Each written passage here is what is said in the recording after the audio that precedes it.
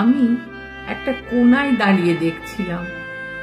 দুটি ছেলে গেরুয়া বসন পরে মন্দিরের সিঁড়ি মুছছিল।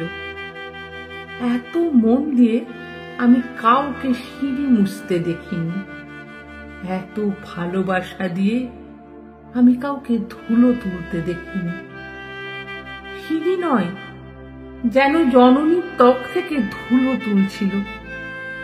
এভাবে কেউ সিঁড়ি থেকে ধুলো মুছতে পারে? এ আমি কোথাও দেখিনি। স্থিতপ্রজ্ঞ মহারাজকে জিজ্ঞাসা করলাম, এই ছেলে দুটি কে? মহারাজ মৃদু হেসে বললেন, একজন নিউক্লিয়ার ফিজিসিস্ট, একজন IBM এর 6 লাখ টাকার চাকরি ছেড়ে এখানে এসেছে, সিঁড়ি ধুতে এসেছে। যে সিঁড়ি দিয়ে মানুষ ওপরে ওঠে তা যেন পরিষ্কার হয়। মহারাজ চলে গেছেন। সন্ধ্যা নেমে আসছে গঙ্গায়।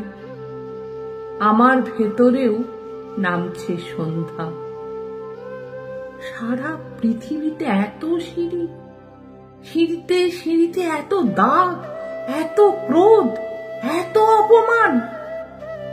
আরতি শুরুর আগে মনে হলো, যে সিঁড়ি মুছতে পারে না সে কোনো দিন মানুষের চোখের জল মুছতে পারবে না।